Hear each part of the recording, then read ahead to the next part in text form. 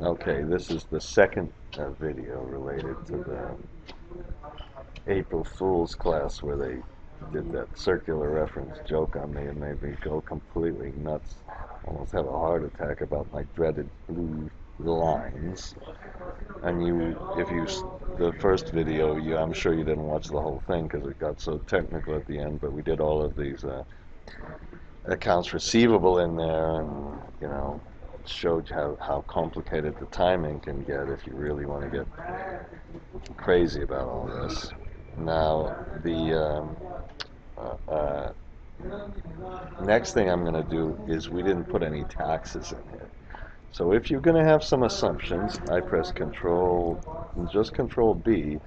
So we have some operating assumptions here and some financing assumptions down here.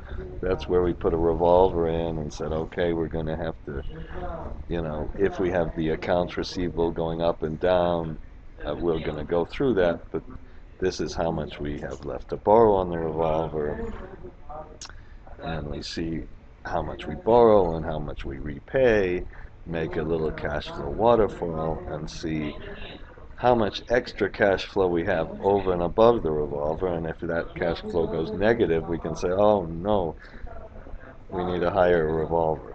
Okay, and I think I'm going to not go crazy like this. I'll just say we gradually get this down to 220. Okay, so we gradually start improving. This graph was that what's left over after you've paid the revolver.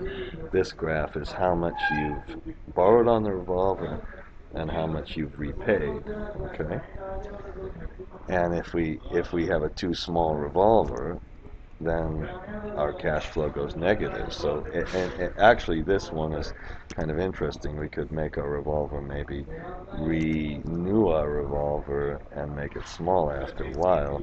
We need a really high one in that first year when we had high working capital needs, and then we didn't need as high a revolver. We're kind of borrowing this. I should show another graph which shows the cumulative borrowing on the revolver. That might be kind of interesting. So we go up here, and I'm going to go through this. Don't worry, we're going to go through this. So we look at our closing balance of our revolver, and whoops, okay, I meant to press F11. We see just how much we really need on the revolver. That's a more interesting graph, isn't it? So we needed a lot at first, and then we needed a little bit less. That's a whole lot more interesting graph. That really shows. Stephen was one of the people in the class asking, and I'm sure he's not going to watch this stupid video, but how much cash do we really need when we start changing all of our things around? Okay, is there a rule of thumb? I have no idea. All right, and that was a function of, if we would change these accounts receivable, we get a different one. Now, what we're going to do now, why don't I delete this graph? Because I like that balance graph a lot more, don't you? Okay, Mary Claire, she said, I want to do a revolver. She's right. And I didn't do this kind of showing what the balance of the revolver is. That's a lot cooler kind of real result of this whole thing. Maybe she'll watch it. Okay, but what we haven't done here is put a tax and financing. And I would put that right in between. Tax and depreciation. I said financing. Now we'll put let's put a depreciation life. Let's say we have a 7. This is R&D, whatever it is. I have no idea. Let's put 7 years. So we have to change that into quarters. And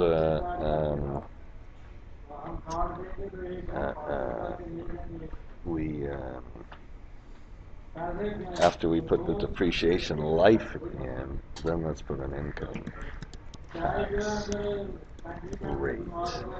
And in Netherlands, they told me it's 25%. Okay? If you want, you can press shift control. No, you can't. I didn't open the generic macros. Okay, now,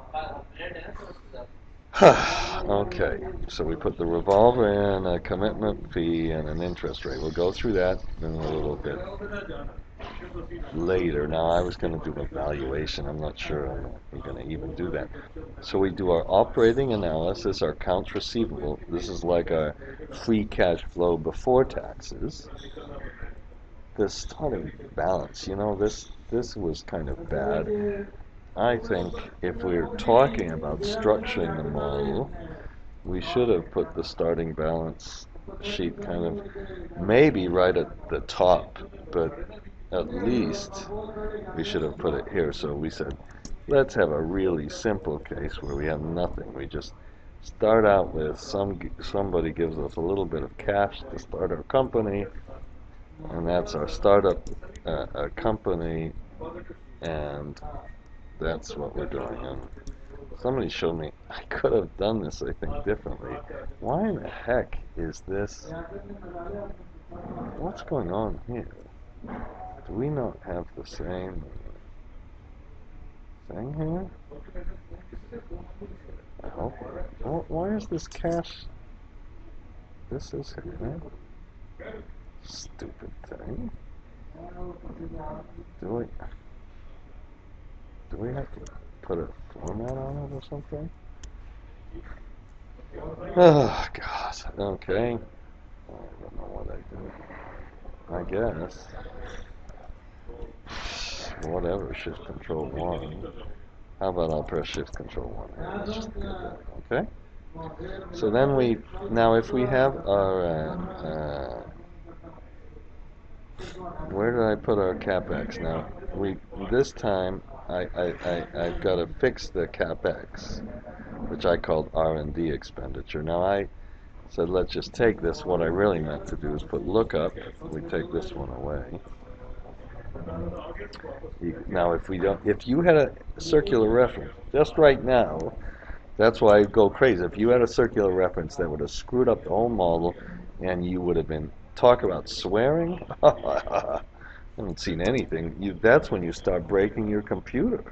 And that's when you have to go into a mental hospital. Okay? And I don't have stuff there. This Excel crashing business is going to put me in the hospital. Okay? I refuse to see psychologists anymore because I used to get sent to them all the time. That's another story. And then we have our R&D expenditures. Okay? And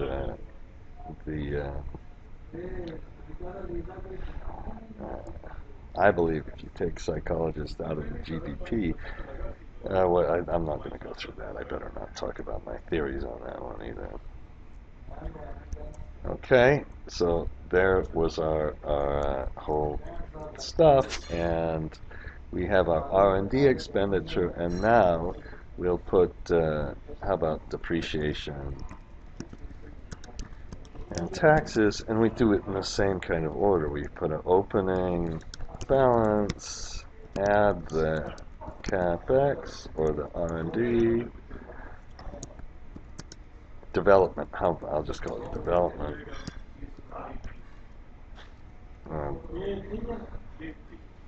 Develop capitalized. And then we'll put less the retirement.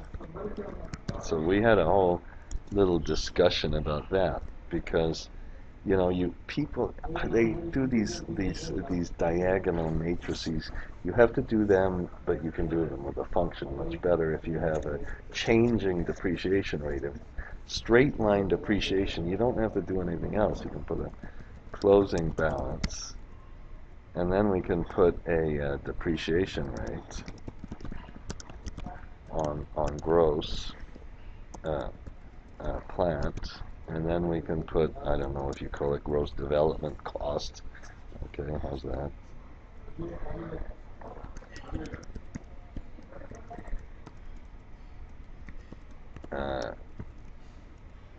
And then we put accumulated depreciation, and we put an opening balance, add the depreciation expense.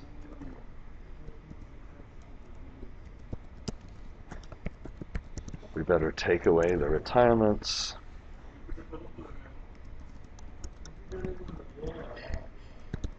And put a closing balance. And this time we'll put our net plant. Yeah. And now if we do this, okay, and then now we can put our financing analysis here. So we have our separate sections of the model that correspond to our inputs. The inputs should up here be in the same order as our other ones. So now we put this one, let's put this one, and then up here we just have our total R&D expenditure, and then we have a retirement. Now, for the retirement, don't forget now, some people could yell at me about this, but if we have 4 quarters in a year, I think if it's 7 years in terms of quarters, I think we can multiply that by 4. Would you agree with me? I think that's right. And then we have our opening balance plus our capitalization minus our retirements. The retirements are going to have to be the same, the tricky bit. And then we take this and put 1 divided by that's our quarterly depreciation rate. Okay, now what we have to do here is put an offset. Now, do I have a period number here? I don't think. I need a period of the model. Okay, and here's why. Okay. And we just put 1 up here. And how about just plus 1? And the reason that we need that is we need that for the offset function, because if we put offset, we go up to the amount we capitalized, we keep it on the same row, and then we put a minus on this 28. But if we do that, we get a reference because it goes off the sheet. So we can only do this if this number, this period number, is greater than or equal to this one. Okay, and then if you want to get rid of the false, just multiply it by 1. And then we can take this depreciation and multiply it by the opening balance. Okay. Press Shift Control 1, Shift Control R, and we get our depreciation. And after period 28, we start taking away the retirements. And what happened with this one? Why do I have an NA on development expenditures? Why is that? What happened here? I didn't insert a line. Did I insert a line? What happened? Oh, this is the end of the model. Excuse me. We have to be a little bit careful. This was just a Shift Control R problem. Okay, now R&D expenditure is just this sum if. Ooh, that was dangerous. This was very dangerous. See, this is where we did the annual, we'll talk about this in a minute. This is where you took all those quarterly models and did an annual analysis just next to the quarterly model. So, you know what I'm going to do here is put a little break. Now this is just a color break, so it doesn't do a damn thing right now. But, you know, I wonder if we can kind of put some things like A. What if I just put the letter A, and just press all the way down. That means when we're copying it across, it should stop. Well, at least if you use the old-fashioned shift control right arrow control R, it would do that. Okay, so I hope that my shift control R was again screwing me up. Don't let the perfect be the enemy of the good, one of my friends said. I think that's a good saying. French, it's better. Le meilleur est l'ennemi. L'ennemi de le bien, le bien, la bien. Okay, so we put our accumulated depreciation. I suppose this is our capitalized development.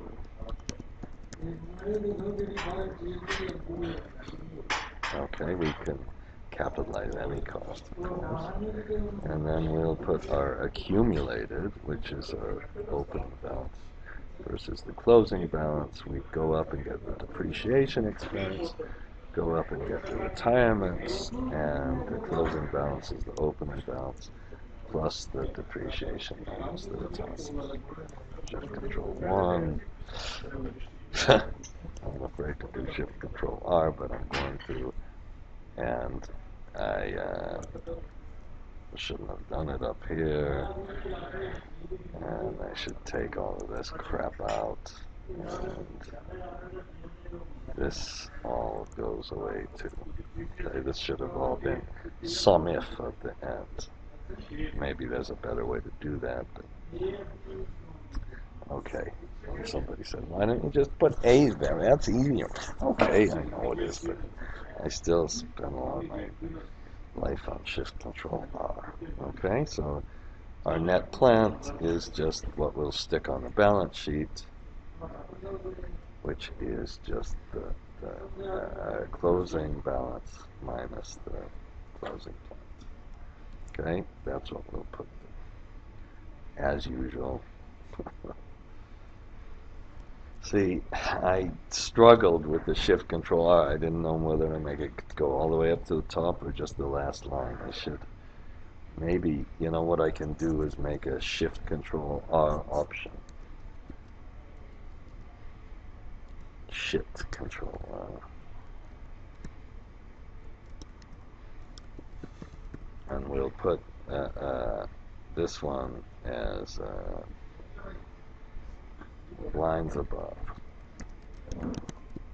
So we can put just one line above. That's the maximum. It can go to one line above or just 10 lines. So we'll kind of put an option there so you can switch it around so you get a little bit more advanced shift control R. Now, if we have this, we're going to have to, when we have the financing analysis, we're going to need a profit and loss statement.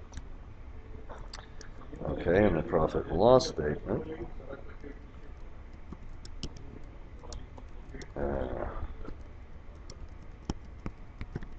and we'll put our revenues, which I got up here.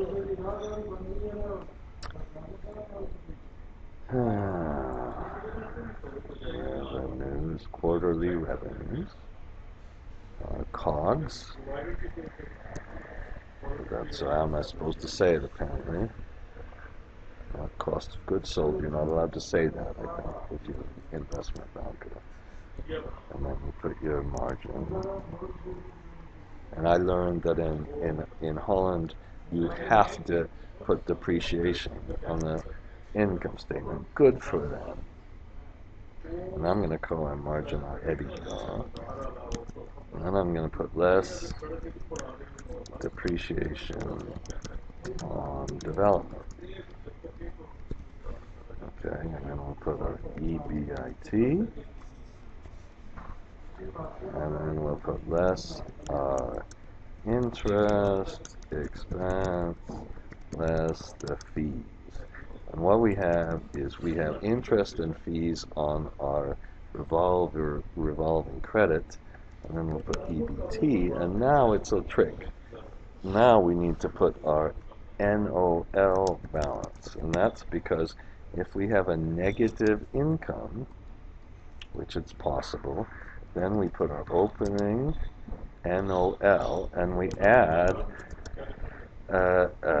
to that balance. This is really the taxable balance, and we add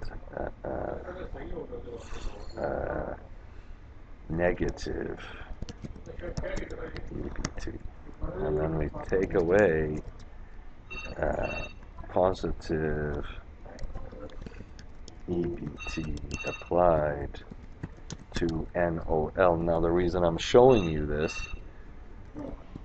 is because this is going to use our famous min-max again, and then we put here, how about I'll just leave this, maybe over this one, then we put EBT after NOL,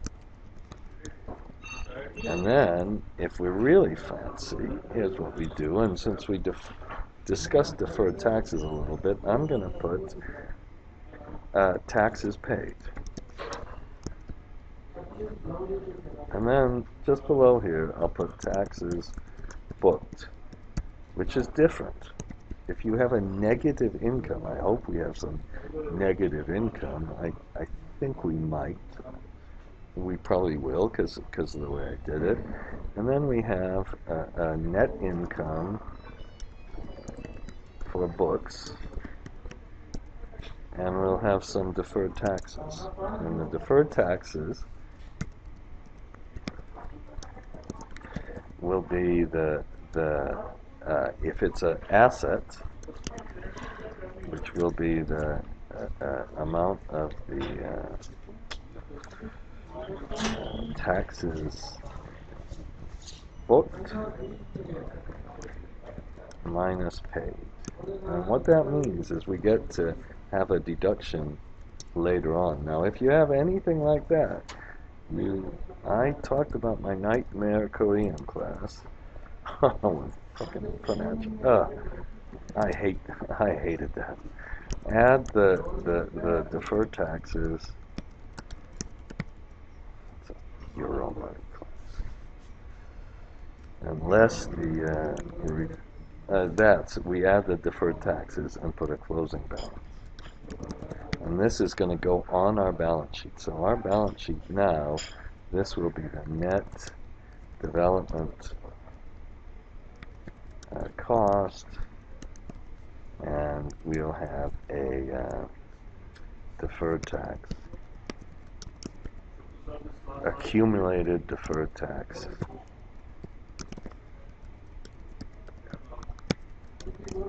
Asset. Now, in this case, everything's operations, so this deferred tax, well, not quite. No, I take that back. Because if we had no financing, it would clearly be an asset related to operations, but if you put a ton of debt in your analysis, well, that NOL really came from the financing analysis, so I don't even want to think about whether that deferred tax asset should, yes, we can. What you should really do is in your free cash flow, you should do a separate NOL calculation. Sorry about the background noise, I'm in Pakistan. Pretty nice, but I'm not going out a lot here, I shouldn't say that. Okay, and then we put our depreciation expense here, which was really low at first, because first period we had nothing, and then eventually we hopefully in the second period we have some depreciation, so it goes up. That's not going to cause our real problem with our taxes. So let's take this minus that. Now I'm gonna have to, and then on the interest expense, remember, you just go straight up to the financing, the fees. You can take this plus, we had an upfront fee that we're not capitalizing this time. I'm just paying this. Apparently in Belgium you just pay it, so good. we have a loss. That means our EBT is negative. Now, if our EBT is negative, the first thing is, as anything, we make the opening balance equal to the closing balance. And then we put a maximum, and we put a minus on the EBT, or 0. That just adds it to the NOL. And then when we pay it back, we put a maximum of the EBT, or 0, so we only pay it when it's positive, but we never pay more than the opening balance of the account. Now, if you get really fancy and you say, oh no, I lose some of this if it's older than 5 years or something like that, that's a complicated issue.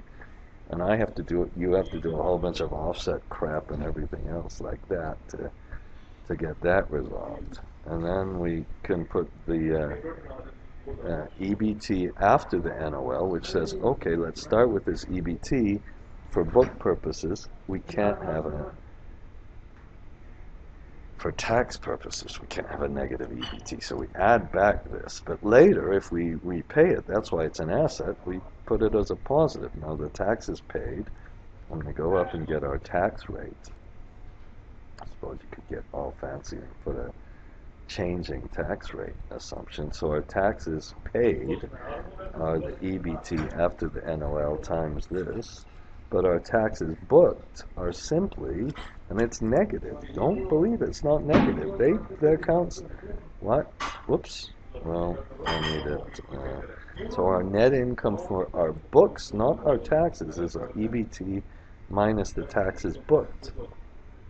Okay, now let's press Shift Control 1. I didn't fix our Shift Control R yet, so we have to do all this crap here. Oh, God damn it. Okay. And I'm going to go nuts with my Shift Control 7. That's my lazy way to do the rule of lines, okay? But I love the, subtotals so we can clearly see what's going on. Okay. And then we finally have our net income. Now, in this case, our deferred tax assets is the fact that we didn't pay anything, but we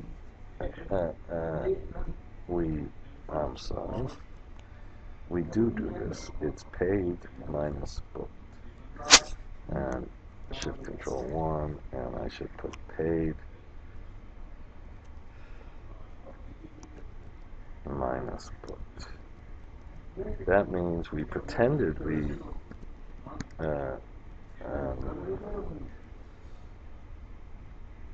paid negative taxes, but we didn't really. And this is an asset because we get paid off in the future, and I didn't explain that well. I really need to. I'm going to fix that thing. And then we make our opening balance equal our closing balance, and we add the deferred taxes to that. Okay, and then we get our closing balance. Okay. Shift Control 1, Shift Control R. So we have a deferred tax NOL. We have these little bitty NOLs that kind of go up and down and get paid back and forth. That's kind of interesting. That's okay. Why not? Okay. Oh, shit. What happened? Oh, these are okay, because this is where I used the SUMIF formula, and we did this whole thing on an annual basis. Now, eventually, I think what we should do is when we make our LBO model, we'll do the same thing and put this on an annual basis. Now, if you then have your deferred taxes here, you'll go down and on the balance sheet, okay, first of all, the very first thing we better do is take away the taxes paid. I think that's the best way to do it. And Ricardo told me you don't use ever again the positive number convention. I can't promise I'll never use it again. But we take away the taxes paid. That's a minus. And then we on the sums, it didn't automatically adjust, I think. But it's a lot easier than having to sit here and worry about if it's negative or positive all the time. I think he really has reformed my thinking on the this whole issue. And then we put an equity balance, and we put our opening balance, add the income less the dividends, and get a closing balance. And now we have to do that at the very end. Now we start, as we always do, from the balance sheet. So that's just like, when I go through that other thing, we'll review the balance sheet. Opening balance equals closing balance. Income is from our booked income. Dividends is this net cash flow that we're going to put as a negative or a positive dividend. Opening balance plus the income minus the dividends is what our equity balance is. And we have our Shell Oil rule, which says everything on the balance sheet has to be from one of these accounts. So this net development cost, instead of being a calculation, should have just been straight from our balance sheet account. Okay, and we just put our net plan here. Okay, and the balance sheet probably won't balance. We put our deferred tax balance down here, and why I didn't call it accumulated deferred taxes up there, I don't know. Okay, there's some other people here, and I'm in a kind of public area. They're looking at me like, what is this idiot doing? He's talking to his computer all the time. Accumulated deferred tax, and we put that in, okay, and then we see if we get the best experience of our whole life, the only thing that really makes you feel good in life,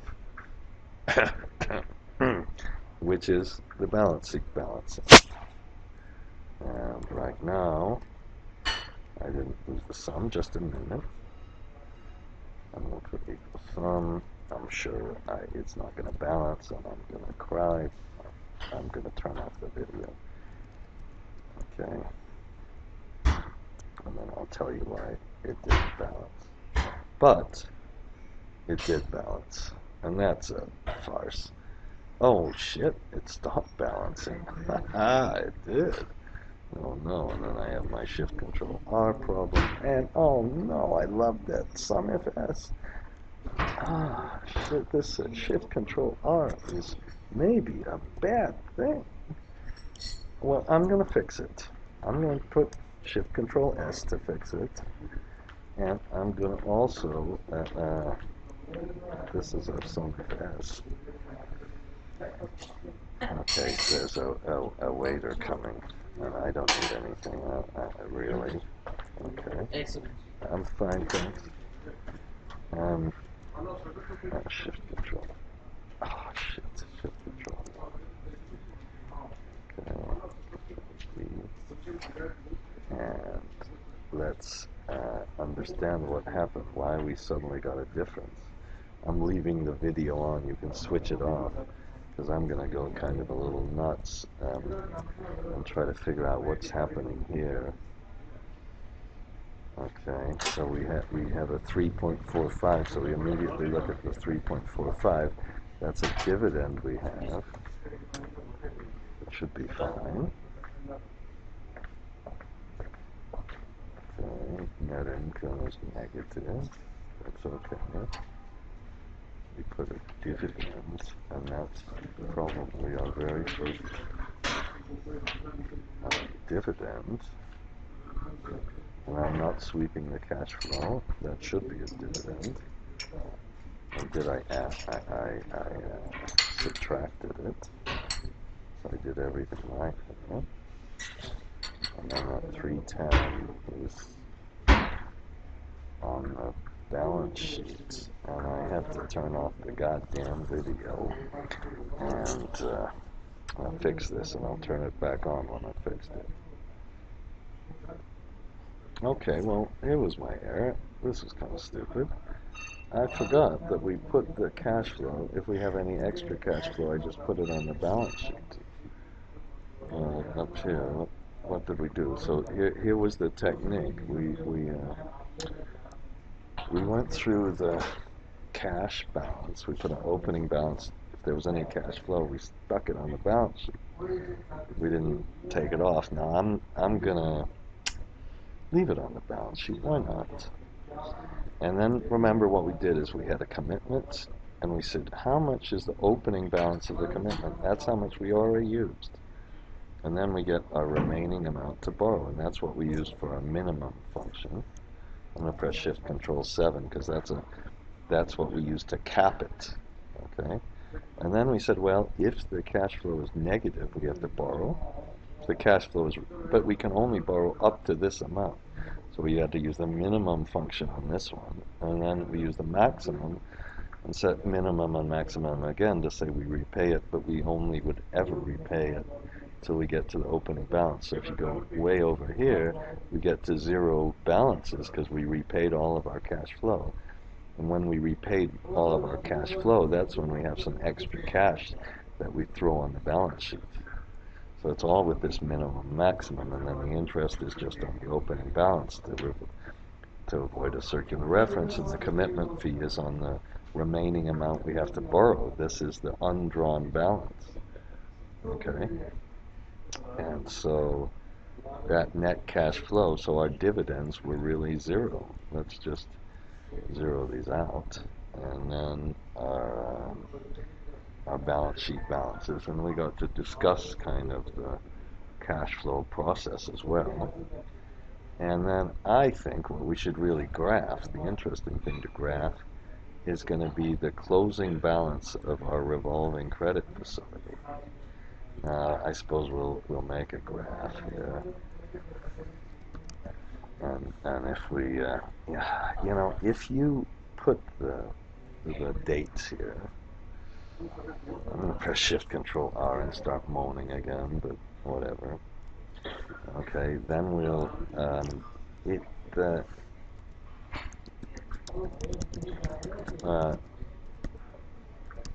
now we'll kind of size our revolver here, and that's really what I should have done.